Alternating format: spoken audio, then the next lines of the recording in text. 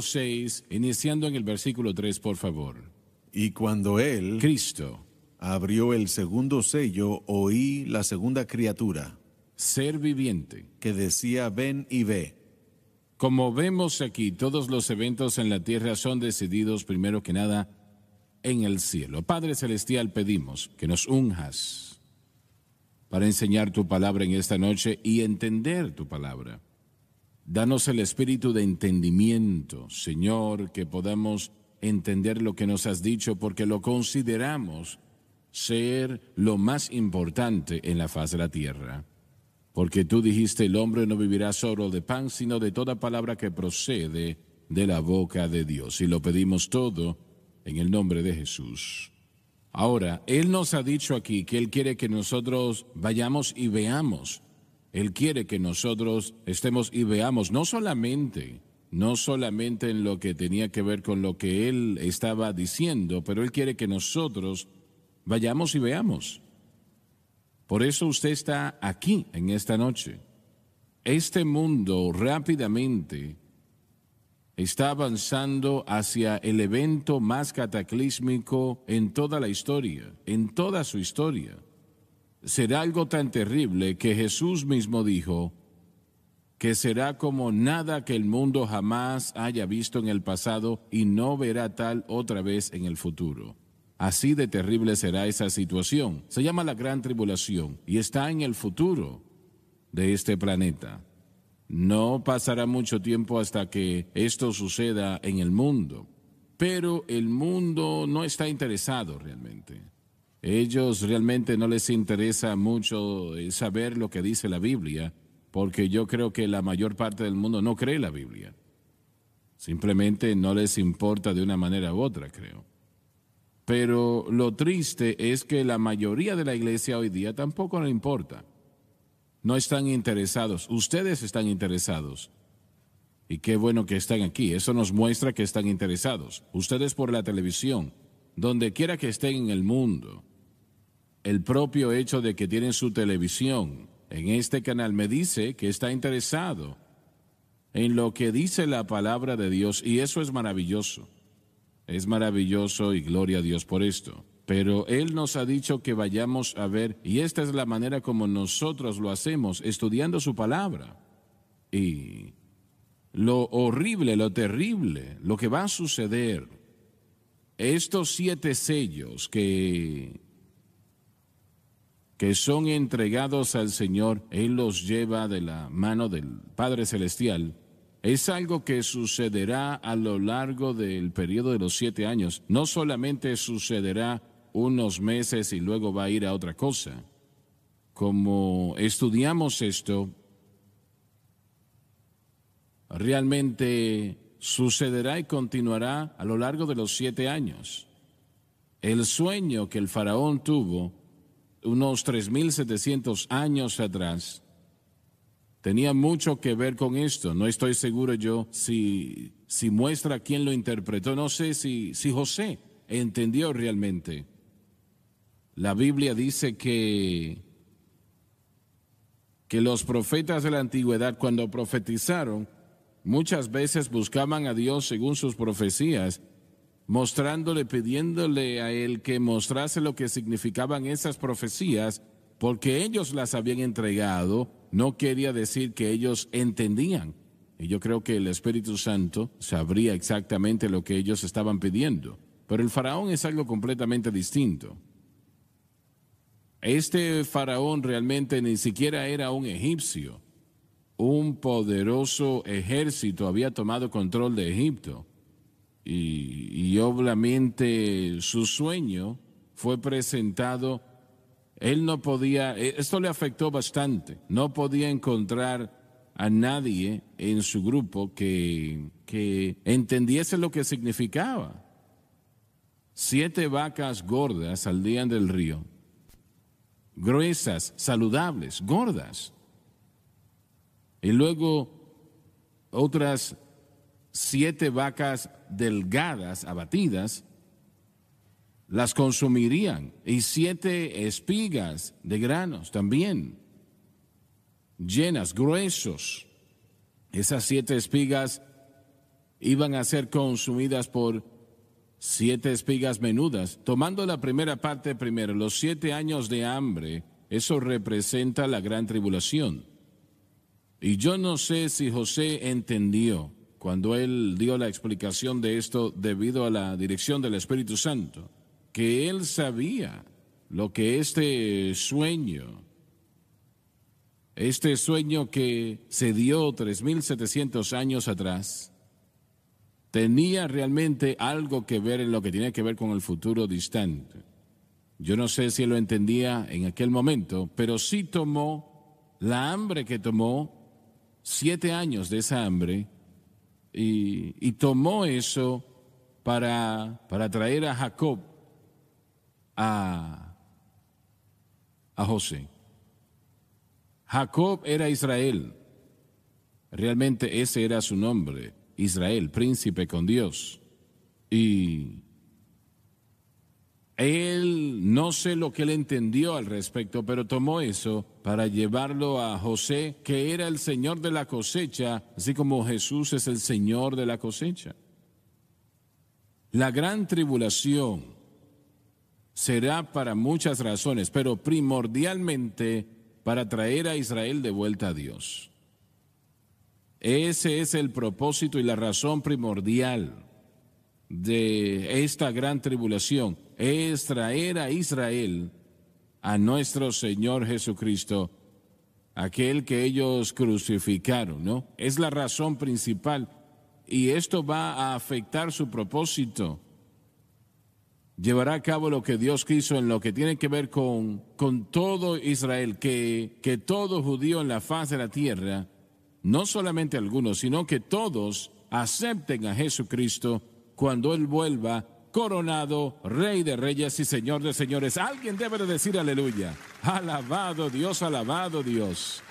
Después de esos 7 años de hambre, son seguidos por 7 años de cosecha, como Egipto jamás ha visto o conocido. José tuvo que construir graneros en Egipto y dice la Biblia que era más allá de la cuenta, que perdieron la cuenta de los millones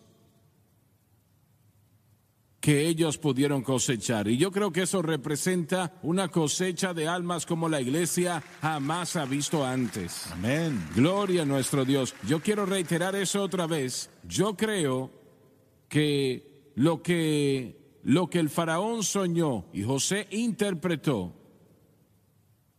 que ese primer sueño, esas vacas gordas, eso representaba alimento 3.700 años atrás, pero yo creo que su verdadero significado tenía que ver con los millones de almas que van a venir al Señor Jesucristo inmediatamente después del periodo de la gran tribulación.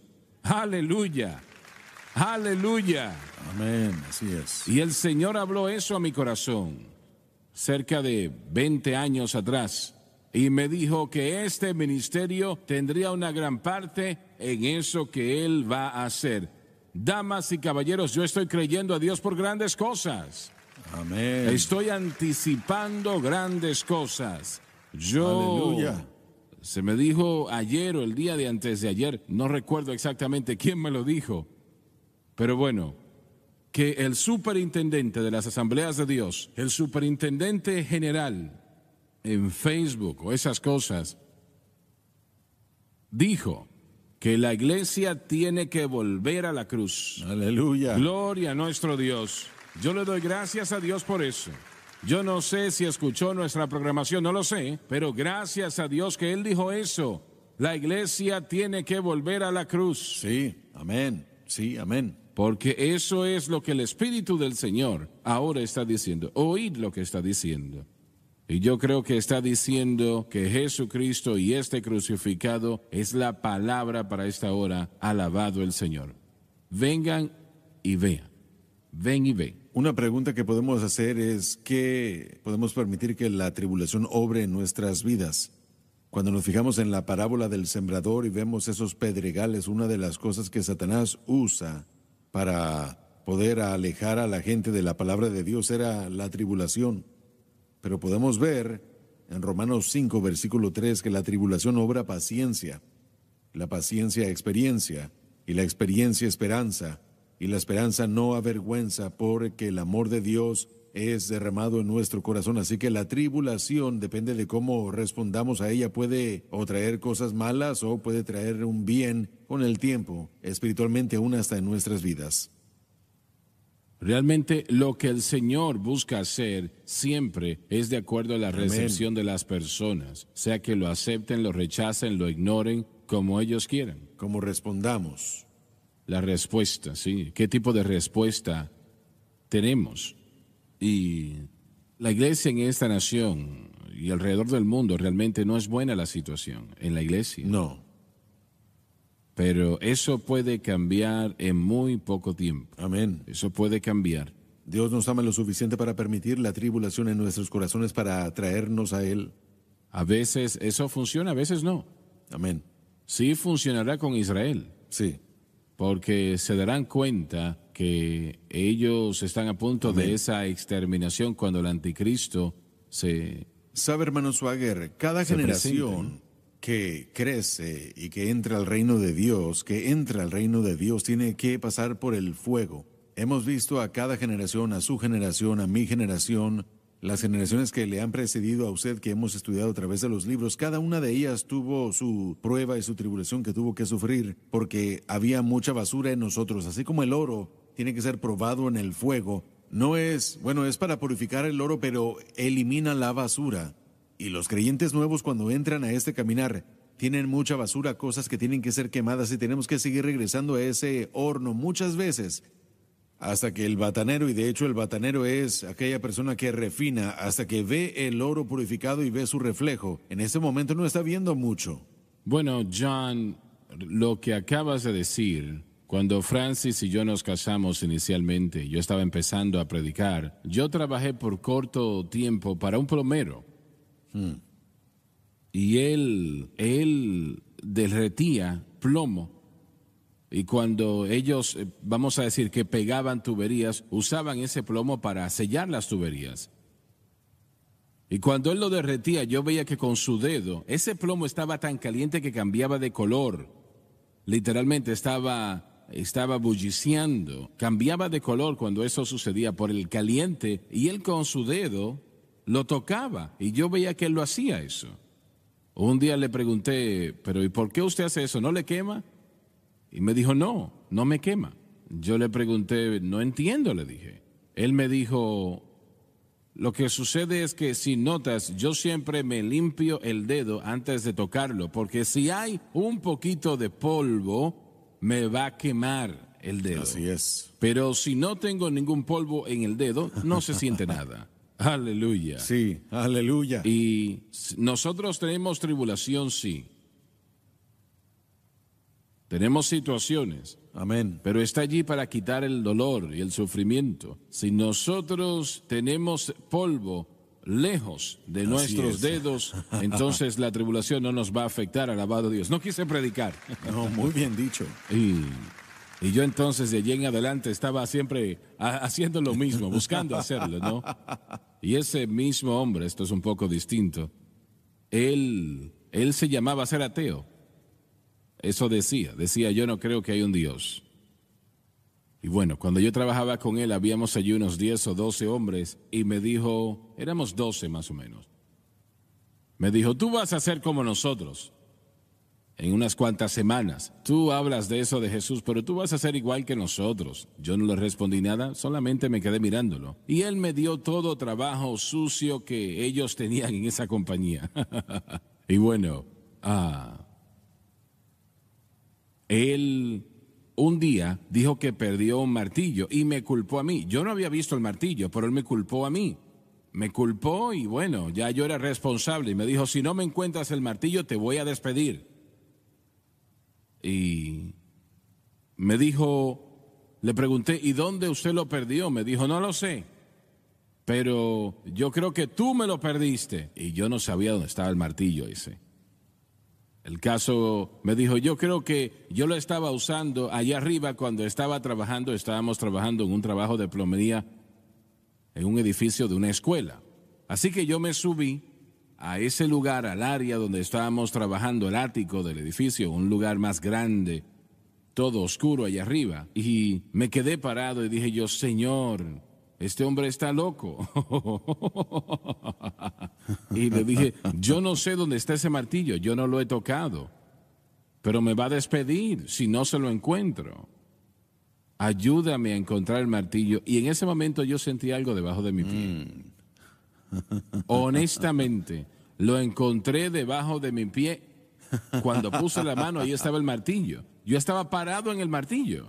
Cuando bajé de aquel lugar, yo me sentía tan bien. Le puse el martillo en las manos. ¿De dónde conseguiste esto? Le dije, bueno, el Señor me ayudó a encontrarlo, le dije. Se quedó mirándome. Y saben, como dije, cada vez que abría la boca, era para decir una vulgaridad, una profanidad.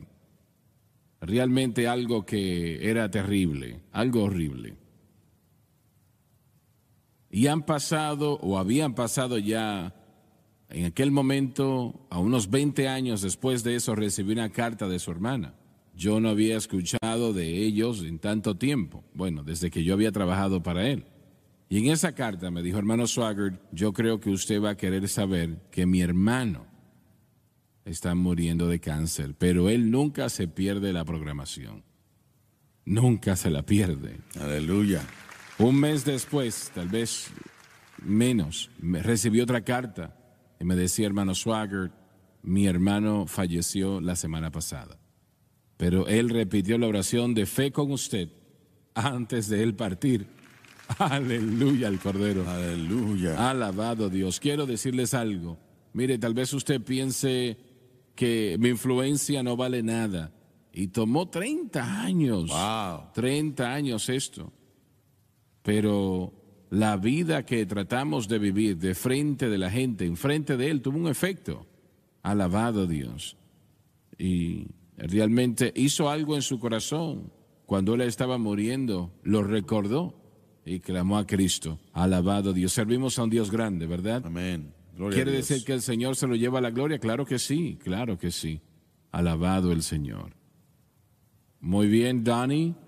Hermano Swaggart, antes de seguir adelante, ¿pudiera hacer comentarios sobre las notas en el tercer versículo al final donde dice, como lo podemos apreciar, todos los eventos en la tierra fueron decididos primero en el cielo? Especialmente en el contexto de la Escritura, por supuesto. ¿Pero será aplicable aún para el día de hoy, cree usted? Me parece que sí, me parece que sí. Antes de que Dios haga cualquier cosa, yo creo que primero se lleva a cabo en alguna parte del cielo. No sé cuánto, ¿no? Pero ese primer libro, lo de los 7 sellos, eso proclama todo lo que va a suceder en esta tierra.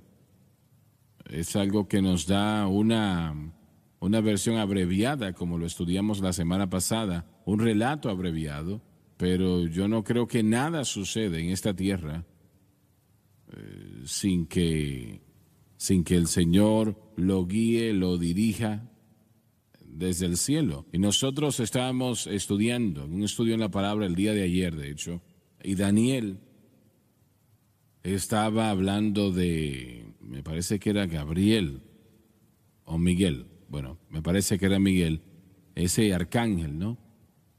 El gran arcángel.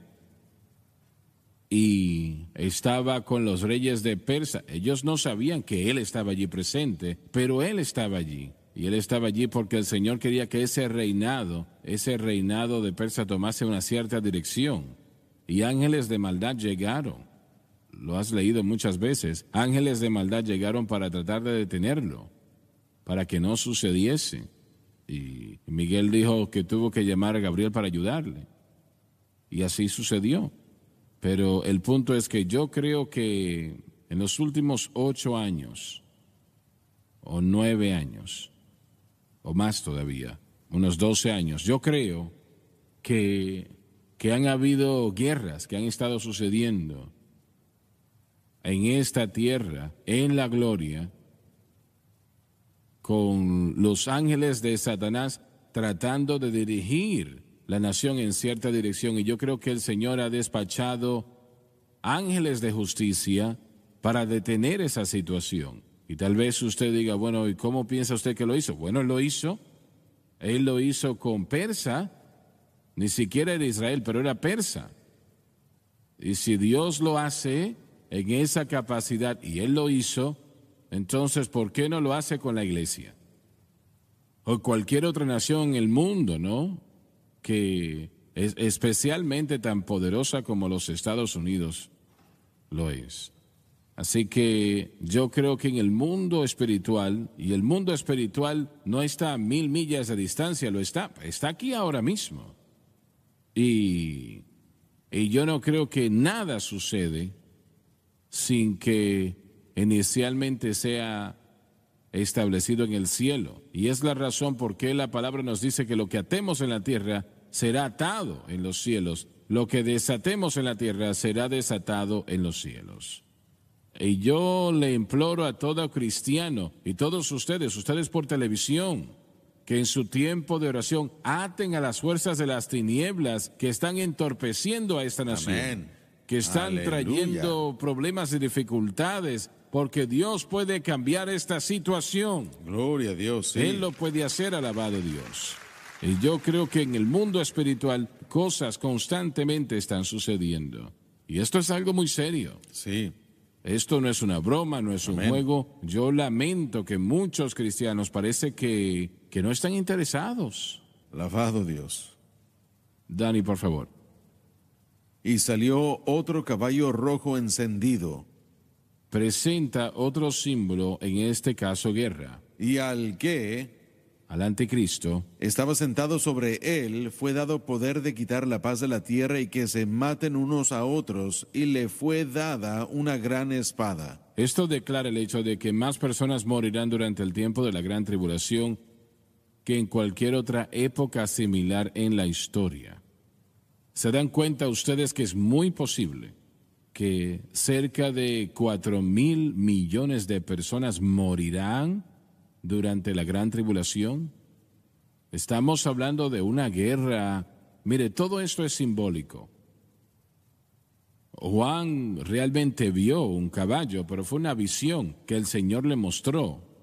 Y realmente no era algo real, ¿no? Que representaba eso, que definitivamente será así, pero estamos hablando de que es muy posible que 4,000 millones de personas morirán. Será una guerra como la nación jamás ha visto antes en toda su historia. Guerra. Y yo solamente he visto la guerra de cerca un solo momento en mi vida, cuando nosotros fuimos invitados a Israel por el gobierno allá, para hacer un especial de televisión en lo que se llamaba la campaña de Paz para Galilea. Nos llevaron primero que nada a la cima de una montaña donde se había peleado una batalla el día anterior. Y cuando bajamos del autobús, había muertos en todas las áreas allí, personas que habían muerto en ese conflicto. Y se veían allí en toda el área y uno miraba allí y uno pensaba, ese es el esposo de alguien o el hermano de alguien, el ser querido de alguien, realmente algo terrible. ¿Cuántos? No lo sé, pero el capitán israelita dijo, nos habían dicho que no íbamos a poder tomar control de este monte, pero lo hicimos, lo logramos. Y la guerra no es algo agradable de ninguna manera, pero la tierra literalmente estará inundada de guerra en la gran tribulación. Saben, esa ha sido la historia de la humanidad desde la caída. Cuando nos fijamos en la Segunda Guerra Mundial, creo que se estima que hubieron más de 60 millones de muertes en total. Y cuando nos fijamos en las batallas dentro del último siglo o dos, creo que una de las batallas más sangrientas que sucedieron durante la Segunda Guerra Mundial fue la de Stalingrado, la batalla de Stalingrado, me parece, la que cambió la dirección de la guerra entre la Rusia soviética y el régimen nazi. ¿Cuál ciudad? Creo que fue Stalingrado, ¿verdad? Y ahí fue cuando, si es que recuerdo correctamente, fue cuando la Fuerza Armada de los nazis comenzaron a atacar a los rusos, a los soviéticos, y ellos contraatacaron y la dirección cambió porque el clima se puso muy frío. Fue en el 42 o 43 y era tiempo de invierno. Y Hitler, por alguna razón, empujó a las tropas nazis para que siguieran adelante y a ellos se les acabó el suministro, no pudieron seguir adelante y pasar ese clima frío y terminó siendo una victoria para los soviéticos y eso dañó grandemente, gracias a Dios, a los nazis y a sus batallones. Pero el punto es de que esa fue una de las batallas más sangrientas, millones, solamente en ese conflicto solo, millones que murieron. Cuando uno piensa en el derrame de sangre que ya ha sucedido en esta nación y en este mundo, y lo comparamos y decimos que aún hay peor por venir, es lo que el pecado le ha hecho a esta tierra y a la humanidad. Nosotros, como mencionaste, la Unión Soviética, nosotros estuvimos en Novosibirsk, que está en Siberia. Yo prediqué un servicio allí.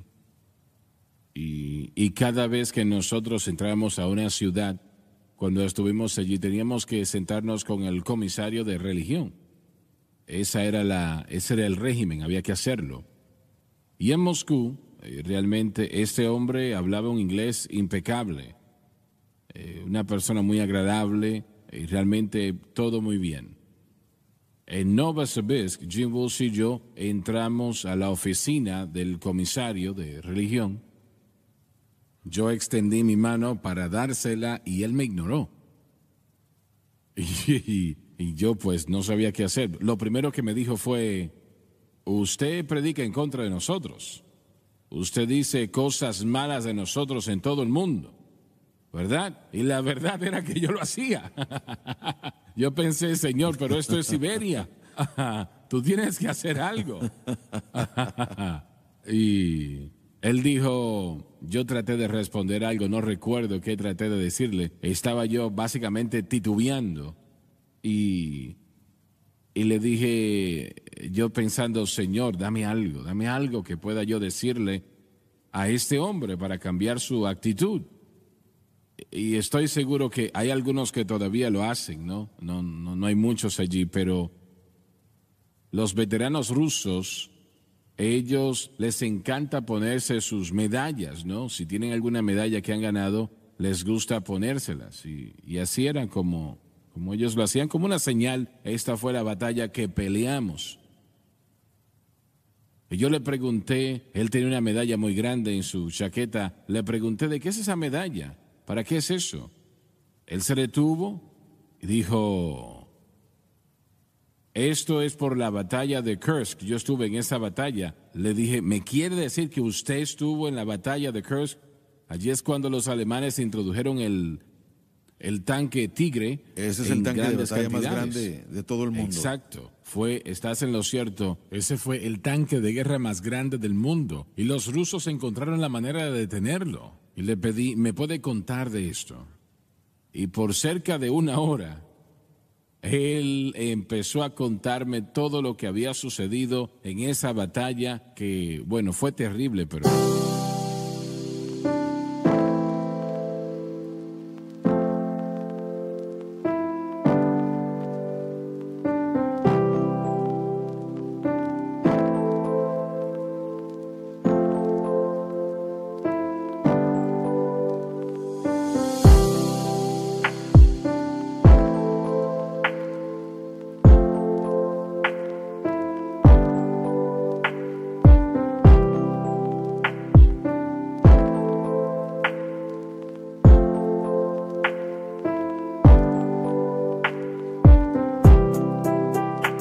Kursk realmente fue el punto que cambió la dirección de la guerra.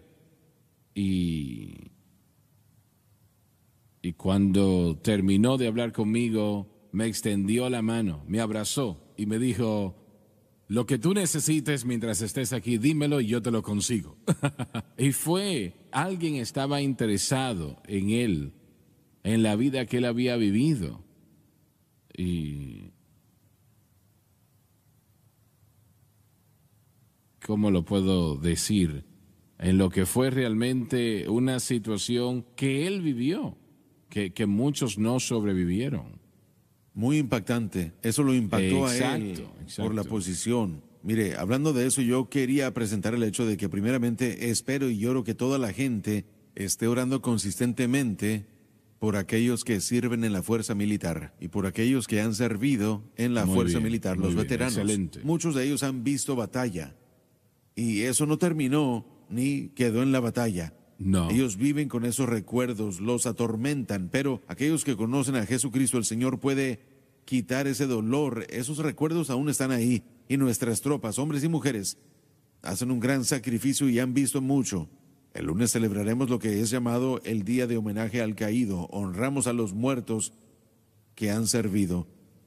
Y si usted alguna vez ha ido a el cementerio de Arlington, si alguna vez ha ido a Diamond Head en Honolulu, donde miles de muertos están sepultados en la campaña del Pacífico, o si alguna vez ha ido al cementerio en Normandía, en Francia, o si usted alguna vez ha visto el cambio de la guardia y la tumba del soldado desconocido. Estaba leyendo el día de hoy que la mayoría de gente no entiende cómo es que la tumba del soldado desconocido, cómo fue establecido todo eso. Y no me voy a tomar el tiempo, pero necesitamos reflexionar sobre ese día, el precio que se ha pagado por nuestras libertades. Así es. Tenemos lo que tenemos por causa de esas tumbas blancas. Así es, correcto. Tenemos lo que tenemos. Más de 10,000 de ellos allí. Sí. Y saben, mire, la tumba del soldado desconocido es un soldado de la Primera Guerra Mundial. Y lo que llamamos nosotros el Día del Homenaje, de hecho, era llamado el Día de la Decoración y comenzó después de la Guerra Civil.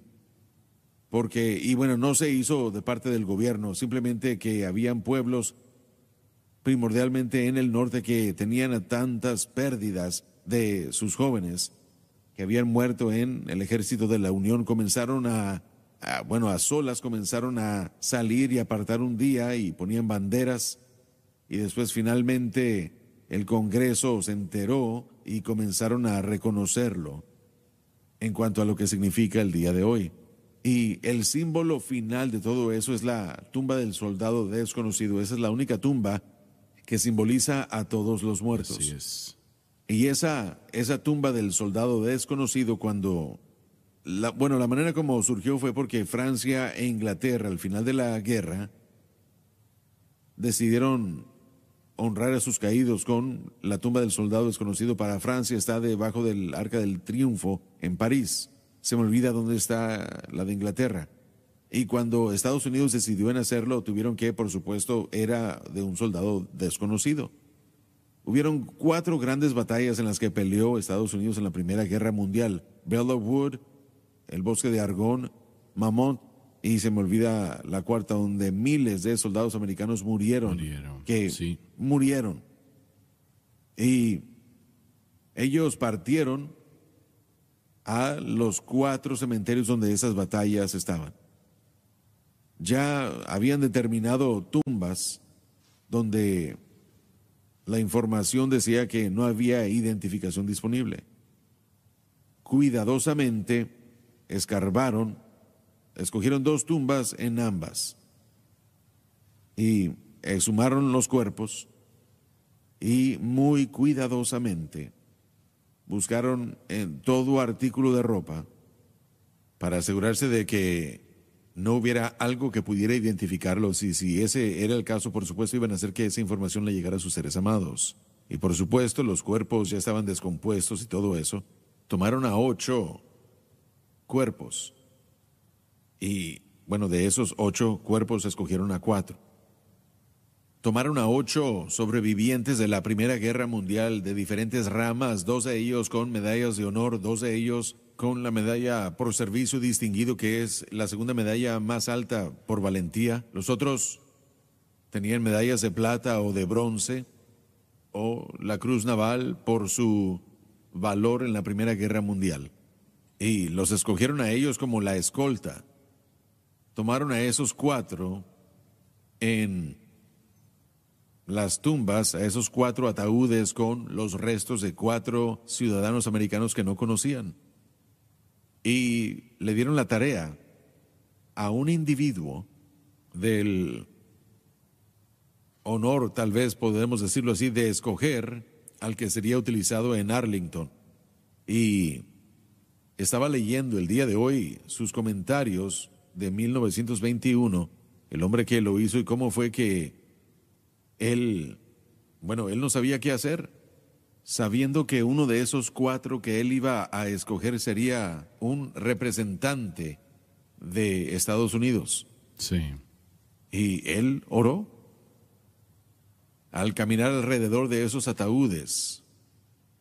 Y mire, lo que pasó fue que no le permitieron a él saber de qué batalla venían los ataúdes porque tenían miedo de que tal vez iba a tener preferencia porque tenía seres amados, conocidos, amigos, o él había peleado en esa batalla. Y él tuvo que caminar alrededor de ellos y finalmente, y él dijo que había uno que seguía llamándole la atención y él dijo, ese es el cuerpo que está sepultado en la tumba del soldado desconocido en Arlington hoy. Así que nosotros, como ellos dicen, aquí descansa el soldado desconocido, excepto para Dios. Así es. Debo decir, y claro que todos nosotros sabemos porque sucedió durante nuestra vida, la situación de Vietnam, ese conflicto. Y nosotros estamos traduciendo actualmente al idioma vietnamita la Biblia de estudio del expositor. Y amén. Nosotros anticipamos terminar ese proyecto.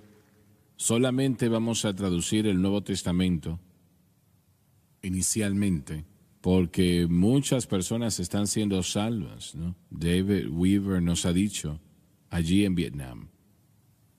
Y están entregando su corazón a Cristo y ellos tienen una Biblia, pero no tienen nada que les ayude a entender.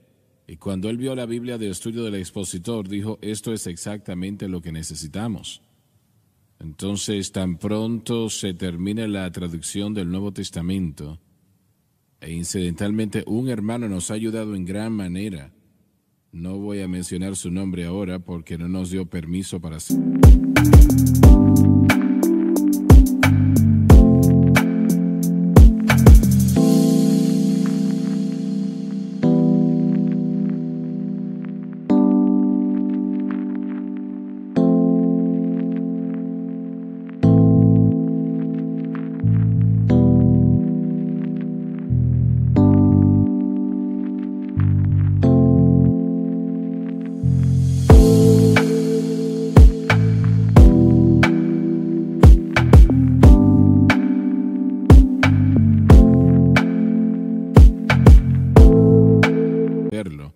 Pero sí nos dio un cheque muy grande para empezar a hacer esto.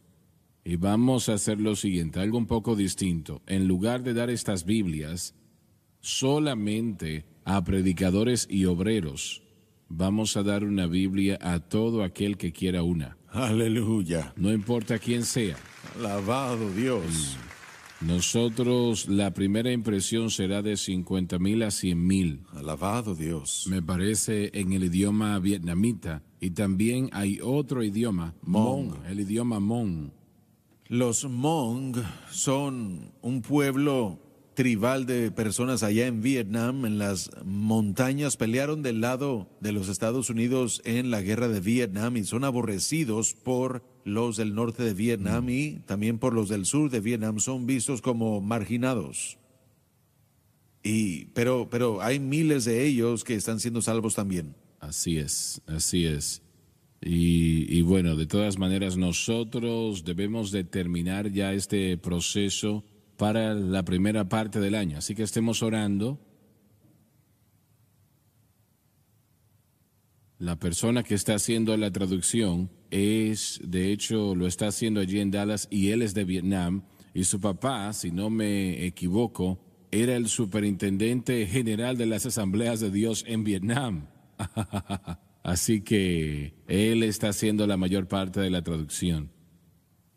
Así que Yo le doy gracias a Dios por el privilegio. ¿Y ustedes? Amén. ¿Que podemos hacer esto? Sí, gloria a Dios. Gracias a Dios, ¿no? Por el mover del Espíritu Santo que está sucediendo actualmente en Vietnam. Amén. Y realmente es algo muy especial. Dave River tiene mucho crédito de esa labor. Obviamente el Espíritu Santo es quien lo hace, ¿no? Pero es un tremendo mover del Espíritu Santo, de acuerdo a Dave. Y gloria a Dios por esto, ¿no? Yo no voy a entrar en mucha discusión sobre lo que se debió de haber hecho o no en Vietnam, pero vamos a hacer lo que podamos hacer para darles la oportunidad de aceptar a Cristo. Amén, así es. Yo creo que cientos de miles lo van a hacer. Sí. Lo van a hacer. Alabado Dios. Vamos a ponernos de pie mientras cerramos en esta noche y vamos a pedirle al Señor que nos dé un gran mover del Espíritu. Párate acá, por favor. Y que el Señor se mueva y miles, decenas de miles vengan a Cristo en aquella nación. Y que Dios se está moviendo allí.